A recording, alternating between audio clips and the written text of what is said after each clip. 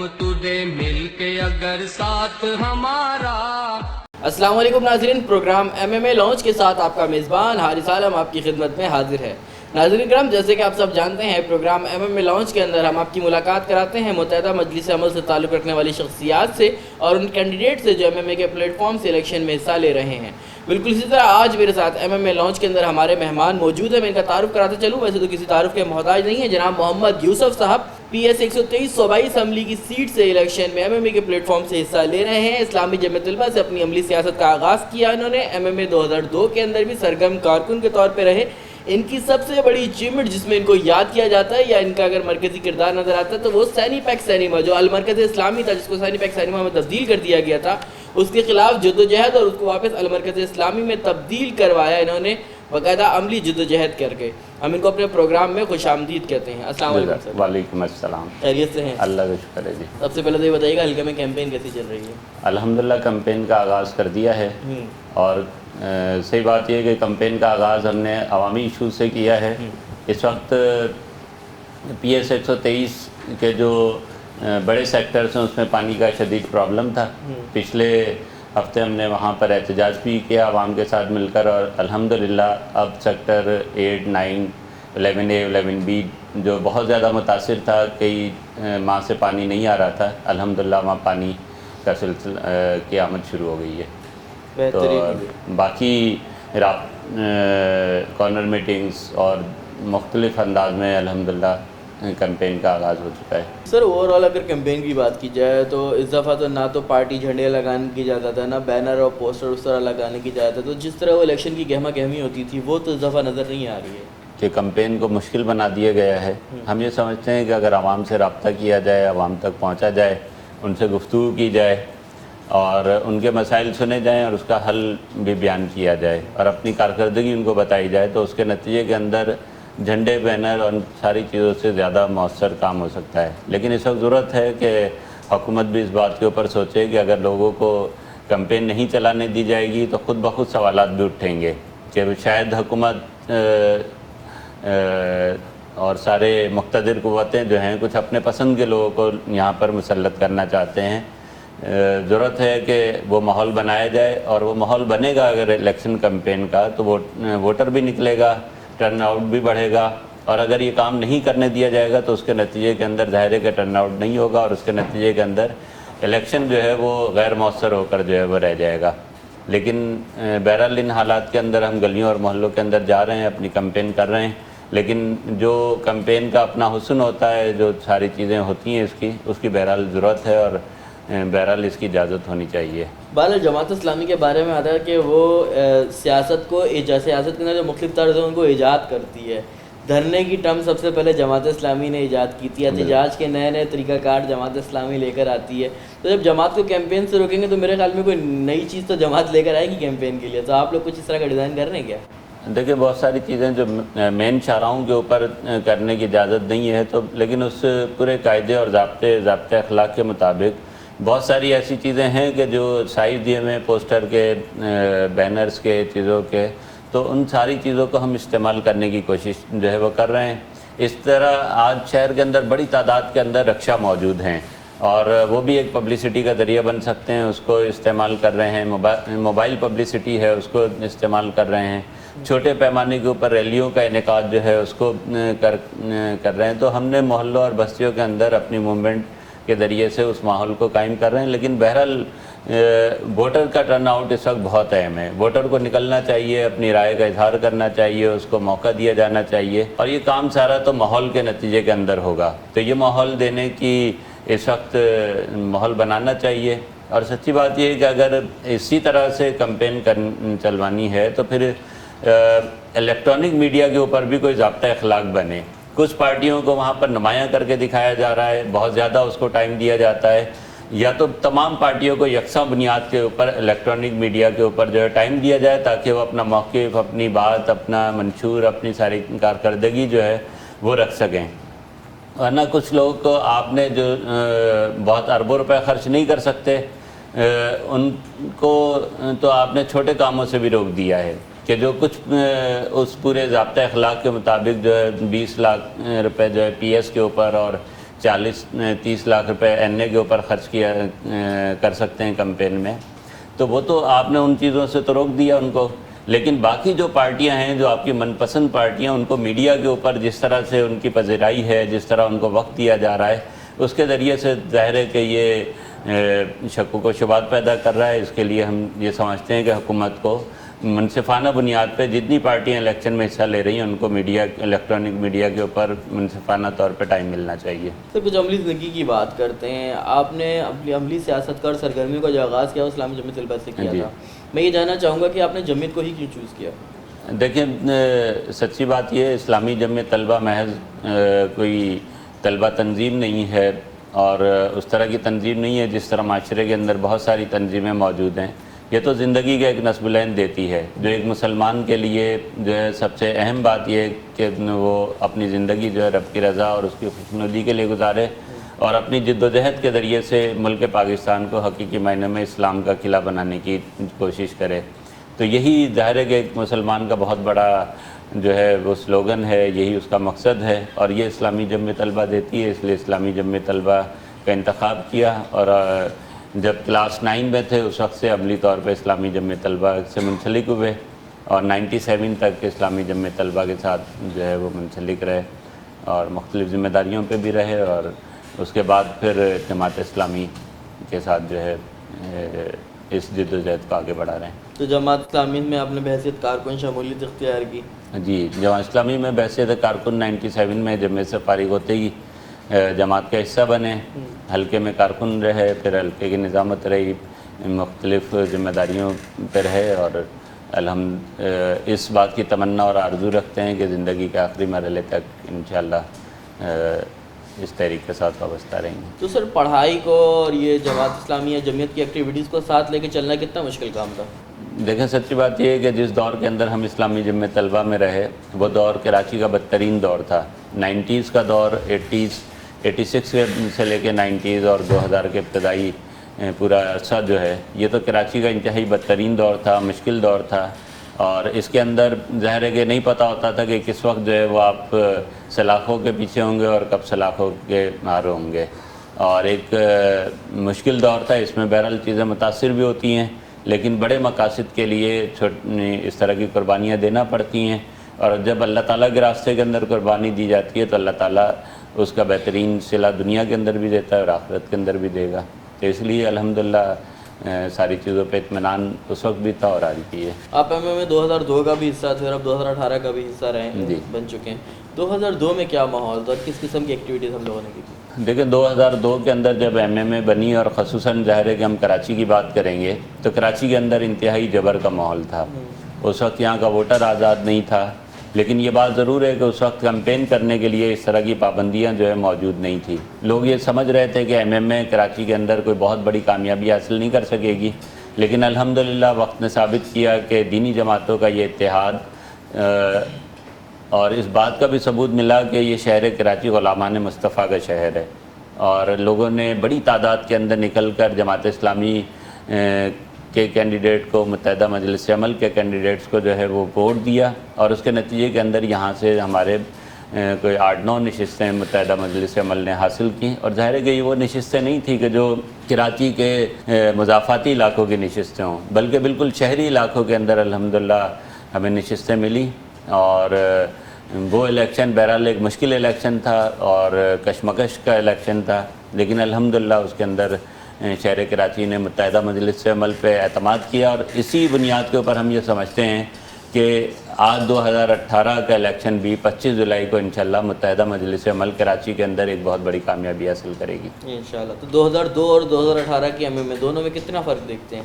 دیکھیں، سچی بات یہ ہے کہ اس وقت وہ پہلا تجربہ تھا، اور سب کے لیے پہلا تجربہ تھا، جتنی دینی جماعتیں موجود تھیں ان کے پہلا تجربہ تھا۔ اب ہم اس پورے پروسیس سے گزرنے کے بعد اگر ہم تجزیہ کریں تو اس وقت ساری پارٹیوں کے اندر ایک انتشار موجود ہے ٹکٹوں کی تقسیم کے اوپر بھی، احتجاج بھی ہو رہے ہیں، عدم اطمینان پایا جاتا ہے، لیکن سب سے پہلے متحدہ مجلس عمل نے اپنی جہاں تنظیم سازی بھی کی، اور تنظیم سازی کے فوری بعد جو ہے ٹکٹوں کی تقسیم اور کینڈیڈیٹ کا اعلان بھی جو ہے وہ کیا۔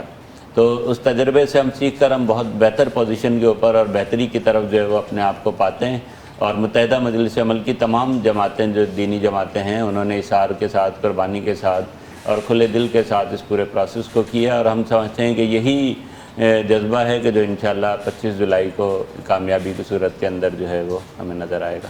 اچھا، میں تھوڑی سی بات کرنا چاہ رہا تھا سینی پیک سینما سے متعلق۔ المرکز اسلامی تھا جس کو آپ لوگوں نے بڑی جدوجہد کے بعد اور بہت محنت سے بنایا تھا، ایک خواب تھا، ایک سوچ تھی کہ ہاں یہ ایسا بنے گا۔ بعد میں آنے والی گورنمنٹ نے اس کو چینج کر کے سینما بنوا دیا۔ آپ لوگوں نے اس کی جدوجہد کی، مجھے تھوڑی سی اس کی وہ کہانی سنائیے تاکہ ہمارے ناظرین کو بھی پتہ لگے کہ اصل حقیقت کیا تھی۔ دیکھیں، یہ اخلاق احمد صاحب مرحوم اللہ تعالیٰ ان کی مغفرت فرمائے، انہوں نے اپنا ذہن میں یہ پورا خاکہ تیار کیا تھا اور اس کے لیے کوشش کی، اور بالآخر یہ جو ہے المرکز اسلامی جو ہے وہ قائم ہوا، اور اس کا بنیادی مقصد یہ تھا کہ یہ دین اسلام کی ترویج کا، دین اسلام کے ابلاغ کا، لوگوں کے تزکیہ اور تربیت کا جو ہے وہ ذریعہ بنے گا۔ لیکن جب تک نعمت اللہ خان صاحب سٹی ناظم تھے اس وقت تک یہ اپنے مقاصد کے اوپر قائم رہا اور اس جانب جو ہے وہ آگے بڑھتا رہا، اور یہاں پر جو ہے مختلف قسم کے کورسز کروائے جاتے رہے۔ لیکن جیسے ہی وہ گورنمنٹ ختم ہوئی تو اس کے بعد جس طرح سے پورے شہر کی تمام چیزوں کے اوپر، گراؤنڈز کے اوپر، پلاٹس کے اوپر قبضے کیے گئے، اسی طرح المرکز اسلامی کو بھی نہیں بخشا گیا۔ اس کے کچھ حصے کے اندر شادلان بنا دیا گیا، اور ظلم کی بات یہ ہے کہ جو قرآن و سنت کی تعلیمات کے لیے اور اس کے ابلاغ کے لیے جو مرکز بنا تھا وہاں پر جو ہے وہ سینما گھر بنا دیا گیا۔ اور شاید یہ کراچی کے بہت کم لوگوں کو یہ بات معلوم ہو کہ المرکز اسلامی کے دیواروں کے اوپر چاروں طرف جو ہے وہ قرآنی آیات لکھی تھی، اور اس کے بالکل ماتھے پہ کلمہ طیبہ جو ہے وہ لکھا تھا، لیکن اسے بھی چھپا دیا گیا فلمی پوسٹر کے ذریعے سے، جو کہ ظاہر ہے کہ کوئی غیرت مند مسلمان اس کو برداشت نہیں کر سکتا۔ ہم نے اس کے خلاف جدوجہد کی، عوام کے اندر شعور بھی بیدار کیا، عدالتوں سے بھی رجوع کیا، اور بالآخر الحمدللہ المرکز اسلامی کہ جس کے اندر ایک بہت بڑا کردار خود حافظ نعیم الرحمان صاحب امیر جماعت اسلامی کراچی کا بھی رہا، ان کی پوری سپورٹ رہی، کہ جس کے نتیجے کے اندر ہم اس کام کو جو ہے وہ کر پائے ہیں۔ لیکن سچی بات یہ ہے کہ المرکز اسلامی کے جد و جہد کا ایک مرحلہ تو مکمل ہوا ہے کہ وہاں سے سینما گھر بھی ختم ہو گیا ہے، وہاں سے شادی لون بھی ختم ہو گیا ہے، وہاں جو قرآنی آیات کی بے حرمتی ہو رہی تھی اس کا سلسلہ بھی الحمدللہ ختم ہوا ہے۔ اللہ تعالیٰ ان تمام لوگوں کو اجر دے کہ جن لوگوں نے اس کے لیے کوشش کی، محنت کی، لیکن اس بات کی بھی بڑی ضرورت ہے کہ اب اس کو اس کے مقاصد کے مطابق استعمال کرنے کا کیا جائے۔ ظاہر ہے کہ جو حکومتیں اب تک رہی ہیں ان کے پاس نہ ایسا کوئی ویژن موجود ہے، نہ ان کے پاس ایسی ول موجود ہے، نہ وہ یہ چاہتے ہیں کہ دین اسلام کے حوالے سے کوئی بات آگے جو ہے بڑھے۔ سیکولر طبقہ ظاہر ہے کہ اس کام کو نہیں کر سکتا۔ ہم اس کے لیے پرعزم ہیں کہ انشاءاللہ 25 جولائی کو کامیابی کے بعد المرکز اسلامی کو اس کے مقاصد کے مطابق استعمال کرنے کا پورا لائحہ عمل بھی انشاءاللہ دیں گے، جو ہمارے پاس موجود ہے اس کے اوپر اپنا عمل درآمد جو ہے وہ شروع کریں گے، اور انشاءاللہ کراچی کے رہنے والوں کے لیے یہ قرآن و سنت کی تعلیم کا مرکز بنے گا، دین کے ابلاغ کا ذریعہ بنے گا، اور انشاءاللہ لوگ اس مرکز میں آ کر جو ہے وہ اپنے ایمان کی تازگی کے اسباب جو ہیں وہاں پر پائیں گے۔